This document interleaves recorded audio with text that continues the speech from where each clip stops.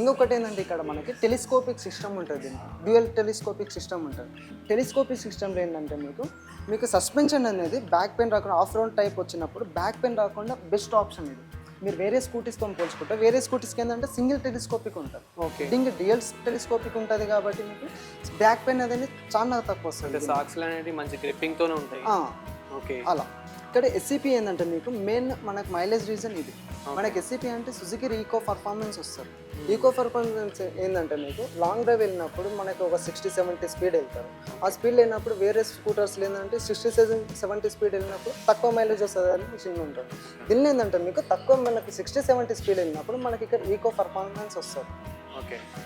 ఇక్కడ eco performance on అవుతుంది అంటే మీకు 60-70 స్పీడ్లో ఏదైతే వెళ్ళారో అదే మైలేజ్ వస్తుంది, మీకు తక్కువ స్పీడ్లో వెళ్ళినా సరే అదే మైలేజ్ వస్తుంది.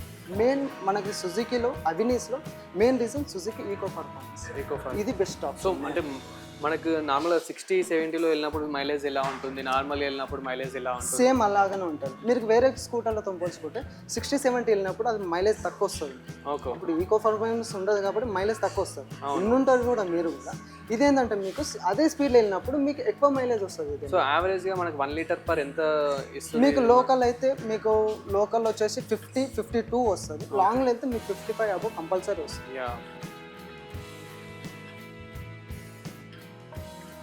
సో యాక్చువల్లీ ఏంటంటే మనకి మైలేజ్ గురించి చాలా మంది అడిగారు కదా. సో మనకి ఇది వచ్చేసి సుజుకి యావినీస్ మైలేజ్ వచ్చేసి అయితే ఒక 1 లీటర్కి అయితే మనకి ఇక్కడ లోకల్ అయితే 50-52 వరకు అయితే వస్తుంది. అలాగే మనకి నార్మల్గా హైవే మీద చూసుకున్నట్లయితే కనుక 55 వరకు అయితే ఈజీగా వస్తుంది అని అంటున్నారు.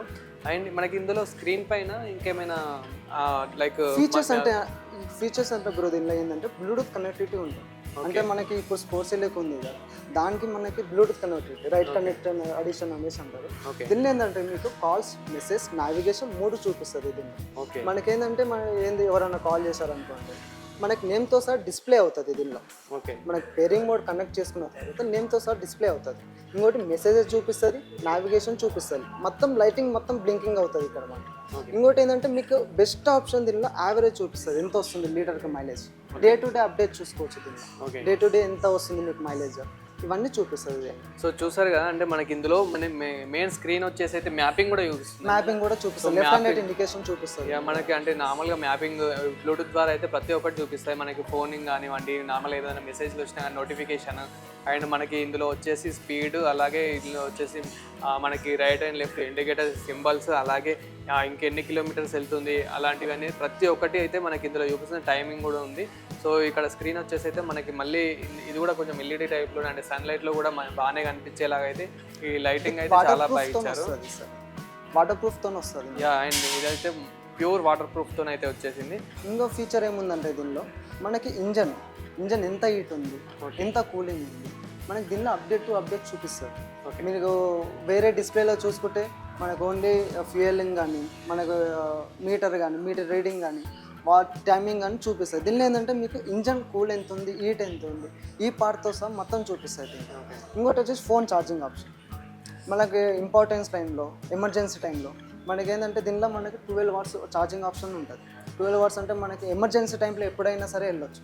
లాక్ పెట్టుకొని ఫోన్ లోపలనే పెట్టుకొని మంచిగా సేఫ్ రైడింగ్లో ఉంటుంది. వాటర్ ప్రూఫ్ వస్తుంది. ఇంకోటి ఫోన్ మనకి ఆఫ్ రోడ్లో వెళ్ళినప్పుడు కూడా ఫోన్ కంఫర్ట్గా ఉండడానికి లోపల పెట్టుకోవచ్చు ఫోన్. మనకైతే ఇందులో కంఫర్ట్గానే ఉంది. డిస్టెన్స్ అయితే చాలా బాగుంది. ఇంత వెళ్తే మనకి చెయ్యి అయితే. సో నార్మల్గా ఇది వచ్చేసి అయితే మనకి ఛార్జింగ్ పెట్టుకోవడానికి అన్నమాట. అయితే ఇది నార్మల్గా మనకి ఇందులో డిస్టెన్స్ వచ్చేసి చాలా బాగుంది. లైటింగ్ అయితే చూపిస్తాను.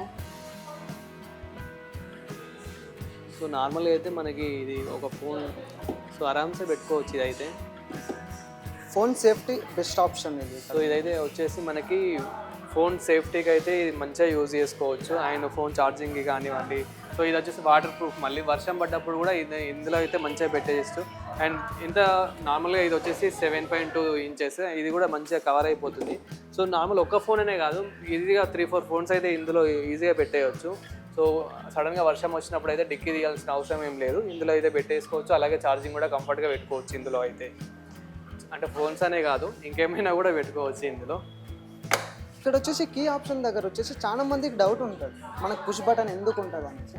దీనిలో ఏంటంటే మనకు పార్కింగ్ టైంలో పెట్టినప్పుడు ఎవరైనా చిన్నపిల్లలు కానీ డస్ట్ చేయడానికి దీనిలోకి వెళ్తారు. మనకేంటంటే దానికి బెస్ట్ ఆప్షన్లో మనకు పుష్ బటన్ ఉంటుంది ఇక్కడ క్లోజ్ అవ్వడానికి. వెహికల్ మనకి షటర్ మొత్తం క్లోజ్ అవుతుంది. అప్పుడు మనకేంటంటే ఏమున్నా సరే క్లోజ్, మనకి దానిలో డస్ట్ కూడా ఏం పడదు. ఇంకోటి అన్లాక్ చేసుకోవాలంటే మన కీ నుంచి అన్లాక్ వస్తుంది మీకు డైరెక్ట్ ఇలా డైరెక్ట్ అన్లాక్ వచ్చేస్తుంది.